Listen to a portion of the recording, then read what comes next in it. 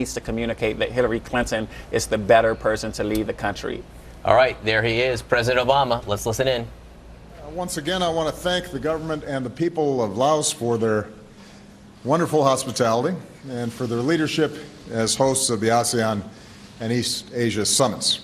And I especially want to express my gratitude for the warmth and the kindness that they've shown me as the first U.S. president to visit this nation. It has been a memorable and at times a very moving visit. We're here because as a region with more than 600 million people, several fast-growing economies, some vibrant democracies, but also countries transitioning to democracies, and given their strategic location along vital trade routes, the 10 nations of ASEAN are critical to peace and prosperity not only in the Asia-Pacific, but to the world. Indeed, the United States and ASEAN are among each other's top trading partners. We're the largest investors in this region, and ASEAN is one of our largest markets for U.S. exports, supporting hundreds of thousands of American jobs. So our trade and investment fuels jobs and prosperity across our countries. And that's why, as part of my rebalance of American foreign policy to the Asia-Pacific, I've deepened our engagement with the nations of Southeast Asia and with ASEAN as an institution. As the first U.S. president to meet with the leaders of all 10 ASEAN countries, I've sustained our cooperation throughout my presidency. Earlier this year, I was proud to host the first U.S.-ASEAN summit in the United States at Sunnylands, California. Our meeting here in Laos was our 8th meeting, and this visit marks my 9th to the ASEAN region, more than any U.S. president. Together, the United States and ASEAN have forged a strategic partnership guided by key principles, including that ASEAN will remain central to peace, prosperity, and progress in the Asia-Pacific. The United States is now firmly part of the East Asia Summit, and we have worked to make that organization the region's leading forum for dealing with political and security challenges, including maritime security. And we're guided by the shared vision of the region that we put forward at Sunnylands: open, dynamic, and competitive economies, mutual security and the peaceful resolution of disputes, and respect for human rights.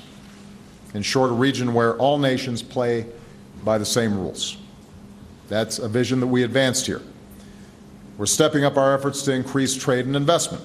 As part of the initiative I announced earlier this year, U.S.-ASEAN Connect, we're doing more to connect our businesses and investors so that it is easier to start new ventures together. More to connect our entrepreneurs, so we're encouraging innovation in what are increasingly digital economies. More to connect clean energy projects as we pursue a low-carbon future, all of which will also reinforce this region's continued economic integration through the ASEAN community. And given that 4 ASEAN nations are also part of the Trans-Pacific Partnership, I reiterated that I am determined to do everything I can to encourage the U.S. Congress to approve TPP before I leave office.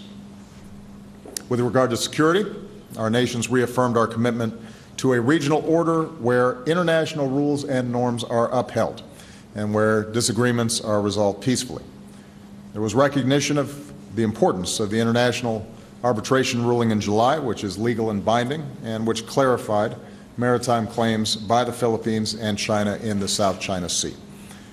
We discussed the importance of claimants adhering to steps to which they've already agreed, including respecting international law, not militarizing disputed areas, and not occupying uninhabited islands, reefs, and shoals. And I reiterated that the United States will stand with allies and partners in upholding fundamental interests, among them the freedom of navigation and overflight, lawful commerce that is not impeded, and peaceful resolution of disputes. The United States and ASEAN also continue to deepen our cooperation on transnational challenges. We discussed the importance of continuing to share information to prevent terrorism and the flow of foreign fighters. Given the threat of climate change to all our nations, especially countries in this region, we agreed on the importance of bringing the Paris Agreement into force as soon as possible. We agreed to cooperation in the fight against human trafficking, including sharing more information on smugglers, closer law enforcement cooperation, and more support for victims. And at the East Asia Summit, our 18 nations expressed our grave concern about North Korea's provocative missile launches, highlighted the threat posed by its nuclear and ballistic missile programs, and called on North Korea to uphold its international obligations. And finally, I'm especially pleased that we continue to deepen the connections between the people of ASEAN and America, particularly our young people, like the inspiring young men and women that I met with at our town hall yesterday. Our Young Southeast Asian Leaders Initiative is now then 100,000 strong. The Women's Leadership Academy that I announced yesterday will support women leaders in business, government, and civil society throughout ASEAN, and we're going to help increase language skills among students and teachers through our English for All program. In closing, I'm mindful that this is the last day of my last trip to this region as president. And when I think back to the time that I spent here as a boy, I can't help but be struck by the extraordinary progress that's been made across so much of the region in the decades since, even as there's still a lot of work to be done. And so it means a great deal to me, not only as president, but also personally, that over the past 8 years, we've increased cooperation between ASEAN countries and the United States. It is unprecedented, the breadth and depth of our relationships, and I think it's one of the most successful parts of our rebalance policy. We've made it clear that the United States will continue to stand with the people of this region in advancing their security, prosperity, and dignity, including universal human rights, and I am very optimistic that the ties of friendship between our people, as reflected by that room full of young people that we saw yesterday, will bring us even closer in the years to come. So with that, I'm going to take a couple of questions, and I will start with Kathleen Hennessy of AP. Thanks very much, Mr. President. There's been a lot of talk back at home and here about how you were received on this trip, your last to Asia. Donald Trump said you were humiliated. I suspect you think that was overblown, but Yes. Maybe you could talk a little about whether or not you think your reception here was at all limited to some of the, or at all related to the limits and challenges of your Asia pivot policy. And while we're talking about legacy items, if I could just ask another quick one on Guantanamo Bay. You have 4 months left, 60 prisoners left. At this point, are you willing to acknowledge that the prison will be open by the time you leave office? Well, in terms of my reception here, as far as I can tell, has been terrific. I don't know if you've gone and talked to some people in Laos. They seem pretty happy about my visit. Everywhere we've gone, we've had a great reception. Just as earlier when we went to Vietnam, we got a great reception. You'll recall there were millions of people lining the streets. So if this theory about my reception and my rebalance policy is based on me going down the short stairs in China, yes, I think that is overblown. And I think that any reasonable person, certainly any person in the region, would be puzzled as to how this became somehow indicative of the work that we've done here. You know, if you look at the remarks of leaders, if you look at the remarks of ordinary people, if you look at the concrete work that we've gotten done on everything from economic programs to development programs to legacy of war issues to you know, promoting civil society and young people, the concern that I've heard is not that what we've done hasn't been important and successful. The concern that I've heard is, will it continue? And almost uniformly, the question I get from other leaders is, we hope that America's interest and presence and engagement is sustained. And my hope and expectation is that my successor will in fact sustain this kind of engagement, because there is a lot happening here. You know, you've got countries here that are taking off. You've got one of the most dynamic and youngest populations in the world. This is where the action is going to be when it comes to commerce and trade, and ultimately creating U.S. jobs by being able to sell to this market. And that's the only feedback that I've received. And that's not just based on what leaders tell me. If you read local newspapers or you talk to people, that's been the same commentary that we've received generally. With respect to Guantanamo, I am not ready to concede that it may still remain open, because we're still working diligently to continue to shrink the population. I continue to believe that Guantanamo is a recruitment tool for terrorist organizations, that it clouds and sours some of the counterterrorism cooperation that we need to engage in. And it's not necessary, and it's hugely expensive for U.S. taxpayers. Is there strong resistance in Congress? Absolutely. But as we continue to shrink the population to the point where we're looking at 40 or 50 people and are maintaining a multi-million-dollar operation to house these handfuls of individuals, I think the American people should be asking the question, why are we spending this kind of money that could be spent on other things when it's not necessary for our safety and security? So there's no doubt that because of the politics in Congress right now, it is a tough road to hoe. But you know, I expect to work really hard over the next 4 months, 5 months, 4.5 months. Margaret Brennan. Thank you, Mr. President. Can you tell us if last night Philippine President Duterte offered his apology to you, and if you said to him the U.S. will continue to help the Philippines push back against China? And last night, sir, Donald Trump said Vladimir Putin has been more of a leader than you, and then he said you have reduced American generals to rubble. Do you care to defend your legacy? Do I care to defend? Okay, respond. Got it. I did shake hands with President Duterte last night. It was not a long interaction, and what I indicated to him is that my team should be meeting with his and determine how we can move forward on a whole range of issues. As I said when I was asked about this in China, I don't take these comments personally, because it seems as if this is a phrase he's used repeatedly, including directed at the Pope and others. And so I think it seems to be just a habit, a way of speaking for him. But as I said in China,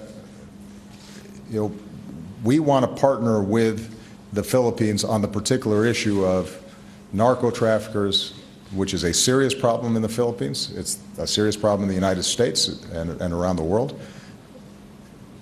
On that narrow issue, we do want to make sure that the partnership we have is consistent with international norms and rule of law. So we're not going to back off our position that if we're working with a country, whether it's on anti-terrorism, whether it's on going after drug traffickers, as despicable as these networks may be, as much damage as they do, it is important from our perspective to make sure that we do it the right way, because the consequences of when you do it the wrong way is innocent people get hurt. And you have a whole bunch of unintended consequences that don't solve the problem. It has no impact on our broader relationship with the Philippine people, on the wide range of programs and security cooperation that we have with this treaty ally, and it certainly has no impact in terms of how we interpret our obligations to continue to build on the long-standing alliance that we have with the Philippines, however that may play itself out.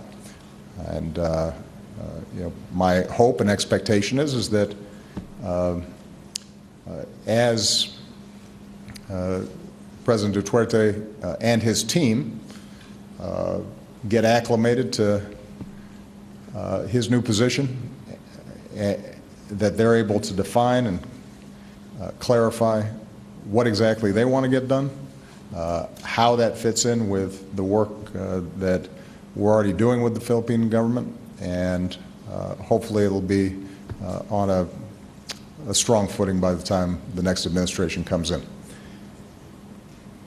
As far as Mr. Trump, I think I've already offered my opinion.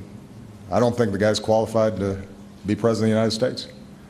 And every time he speaks, that opinion is confirmed. And I think the most important thing for the public and the press is to just listen to what he says and follow up and ask questions about what appear to be either contradictory or uninformed or outright ideas. There is this process that seems to take place over the course of the election season where somehow behavior that in normal times we would consider completely unacceptable and outrageous becomes normalized. And people start thinking behavior that in normal times we would consider completely unacceptable and outrageous becomes normalized. And people start thinking that we should be grading on a curve. But I can tell you from the interactions that I've had over the last 8 or 9 days with foreign leaders that this is serious business. And you actually have to know what you're talking about, and you actually have to have done your homework.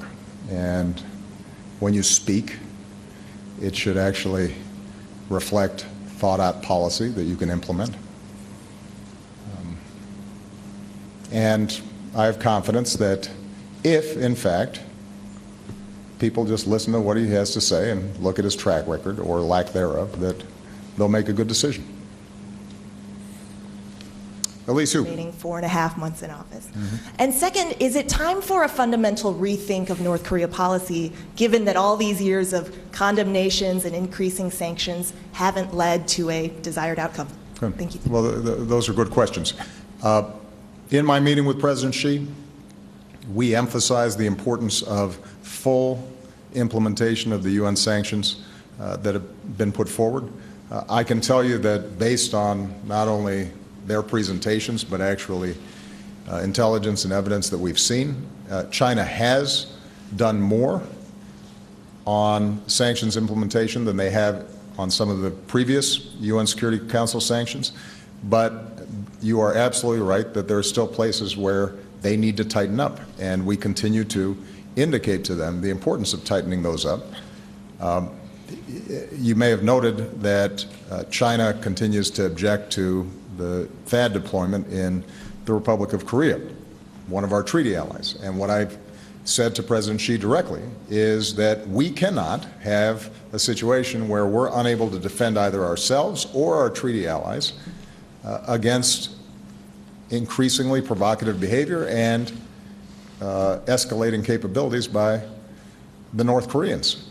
And I indicated to him that if the THAAD bothered him, particularly since it has no purpose other than defensive and does not change the strategic balance between the United States and China, that they need to work with us more effectively to change Pyongyang's behavior. Now, when it comes to changing Pyongyang's behavior, it's tough. It is true that our approach, my approach since I've been president, is to not reward bad behavior. And that was based on the fact that before I came into office, you had a pattern in which North Korea would engage in some provocative action, and as a consequence of the equivalent of throwing a tantrum, countries would then try to placate them by giving them humanitarian aid or providing other concessions or engaging in dialogue, which would relieve some of the pressure, and then they would just go right back to the same provocative behavior later. And so our view was, that wasn't working, let's try something else. Now, it is entirely fair to say that they have continued to engage in the development of their nuclear program and these ballistic missile tests. And so we are constantly examining other strategies that we can take, close consultations with Republic of Korea and Japan, as well as China and Russia and others who are interested parties. We do believe that if there are any signs at any point that North Korea is serious about dialogue around denuclearization in the Korean Peninsula, that we'll be ready to have those conversations. It's not as if we are looking for a problem or avoiding a willingness to engage diplomatically, but diplomacy requires that Pyongyang meet its international obligations, and not only is it failing to meet those international obligations, it's not even suggesting that they have any intention to do so anytime in the future, regardless of the inducements that might be put on the table. So, look, we are deeply disturbed by what's happened. We are going to make sure that we put our defensive measures in place so that America's protected, our allies are protected. We will continue to put some of the toughest pressure that North Korea has ever been under as a consequence of this behavior.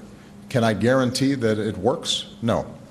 But it is the best options that we have available to us right now, and we will continue to explore, with all parties involved, including China, other potential means by which we can bring about a change in behavior. Bob Woodruff. Thank you, Mr. President. First of all, I just want to let you know that this is going to be more of a personal question for you. We are almost the same exact age, born in August 1961, but I'm 2 weeks younger than you. You know, I noticed that when we were in the gym together, you were working out a little harder than me. So those 2 weeks clearly are making a difference. But I want to ask you about some of your thoughts all those years ago, since we were living in those days of the Vietnam era. What were your thoughts about Vietnam, the war at that time, and certainly as time went on, but more importantly about the secret war, when you found out about that, and also as time went by? Given what you learned about that and what you see now and what you've witnessed when you're here, do you think you should apologize fully to the country of Laos? And one other very important thing, too, is for those American veterans who did serve in the secret war, those that are special ops, CIA, certainly, pilots that dropped the bombs, those are the ones that targeted known enemies in a war they did not create. Would you be comfortable in Laos calling them heroes, as we do with those that served in Iraq and Afghanistan? Well, because we're the same age, you'll recall that sort of at the peak of the war, we were still too young, I think, to fully understand the scope of what was taking place. It was the tail end of the war where we're entering high school and starting to understand the meaning of it. But at that point, it was, I think the debate had raged. Even those who had been strong supporters of the war recognized there needed to be some mechanism to bring it to an end. And so I can't say that I was so precocious that I had deep thoughts about it at the time, other than the images that we all saw on television. Standing here now, in retrospect, I think what I can say is that the United States was on the right side of history when it came to the Cold War. There may have been moments, particularly here in Southeast Asia, in which, in our singular focus on defeating an expansionist and very aggressive communism, that we didn't think through all the implications of what we did as policymakers. And certainly, when you see the dropping of cluster bombs, trying to figure out how that was going to be effective, particularly since part of the job was to win over hearts and minds, how that was going to work. I think with the benefit of hindsight, we'd have to say that a lot of those consequences were not ones that necessarily served our interests. Having said that, I've said this before, regardless of what happens in the White House and decisions made by policymakers, when our men and women in uniform go into action and put their lives on the line and are carrying out their duty, my attitude is they're always heroes, because they are saying that I am willing to do whatever it takes, what my commander-in-chief has ordered, in order to keep the American people safe. And by definition, their job is to put their lives on the line and make sacrifices, both seen and unseen, that have long-standing ramifications. And that act of sacrifice is heroic. And one of the things that when I think about in terms of legacy, and I reflect back on my presidency as it comes to an end, is the degree to which I came in respecting and honoring our men and women in uniform. I leave here even more in awe of what they do. And it also is one of the reasons why I take so seriously the decisions I make about war and peace. Because I know whatever decision I make, there are men and women out there who will carry out my decision, even if they think it's wrong, even if they didn't vote for me, even if they have completely different ideas about what's required for our national security. That's heroism, that's service, that's the definition of it. And that puts a special burden on the occupant of my office to get it right, or at least as right as you can. And hopefully, when people look back 20 years from now or 30 years from now at the decisions I made, they'll be able to say that he did pretty good. All right? Thank you very much, everybody. Let's go home.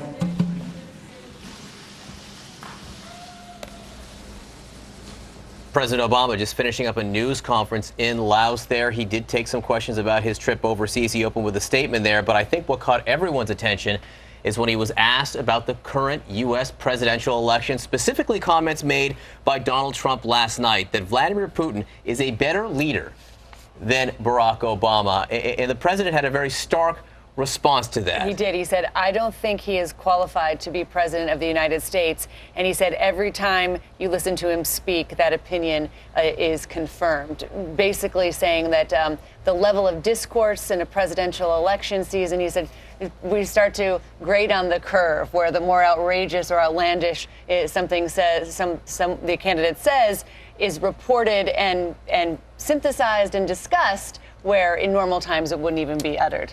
Joining us now, Eugene Scott from CNN Politics. And Eugene, the president said he called on the American people to listen to Donald Trump and make their own decisions, but he called on, I think, the public discourse and the press really in particular to question Donald Trump on some of the things that he says. It seems like the president is tired of having to repeat some of the same things, the same arguments that he's made before about Donald Trump not being qualified for the position. To the president, it seems to be pretty clear, based on the evidence that has been laid out before, that the best person to carry on his legacy and move the country forward is Hillary Clinton. And it seems like nothing's going to change that between now and November. That comment about grading on the curve was sort of interesting, that in normal times you wouldn't even have some of this conversation. Do you think that the president was kind of blaming the press a little bit for indulging in letting Donald Trump set the parameters for polite discussion in politics? I think we've seen in the past that this current president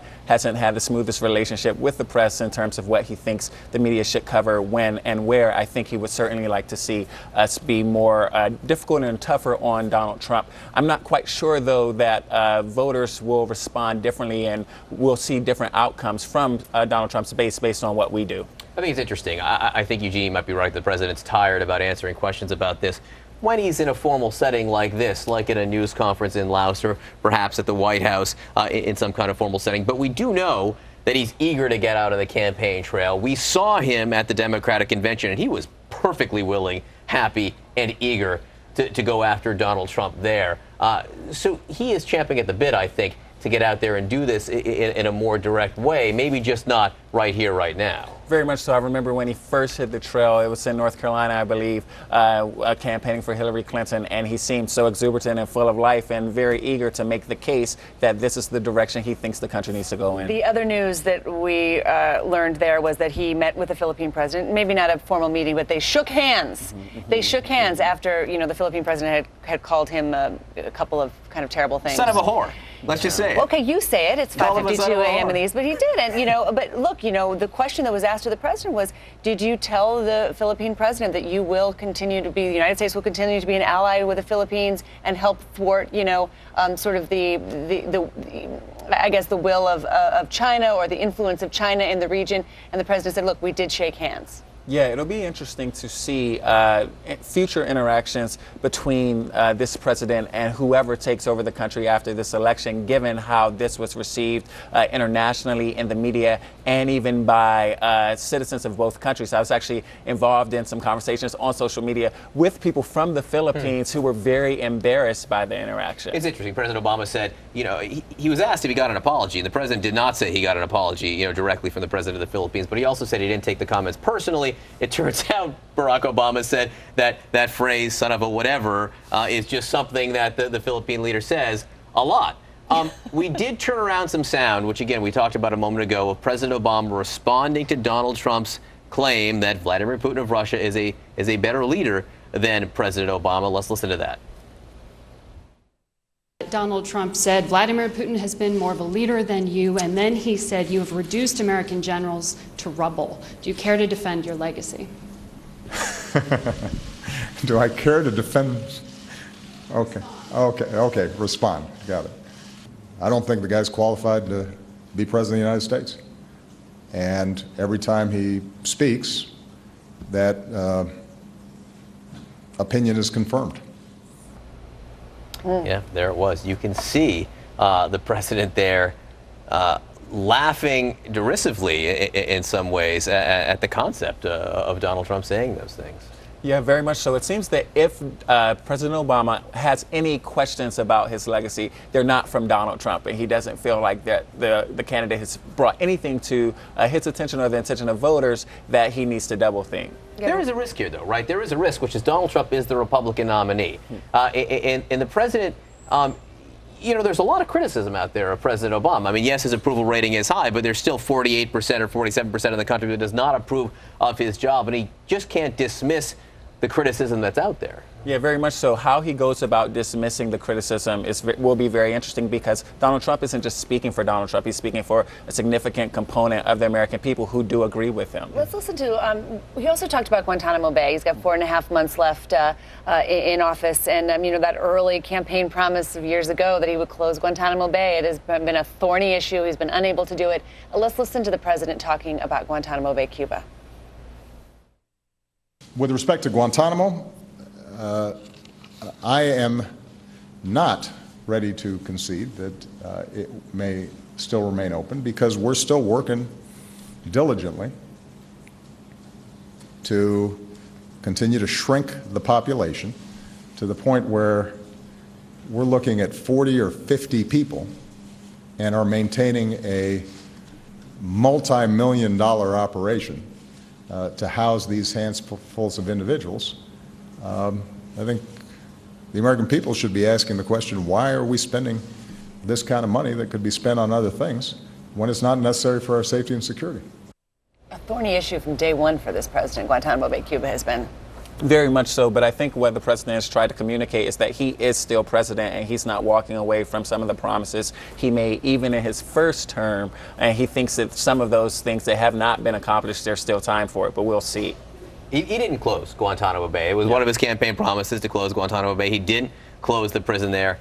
It seems unlikely that it will happen in the next 4.5 months. This is a criticism, when he is criticized for this is a criticism that comes from the left. This is the left that says that he didn't do what he said he would do here. It's the same wing of the party that occasionally criticizes him for drone strikes, you know, for the excessive use of drone strikes, and sometimes a more aggressive military policy.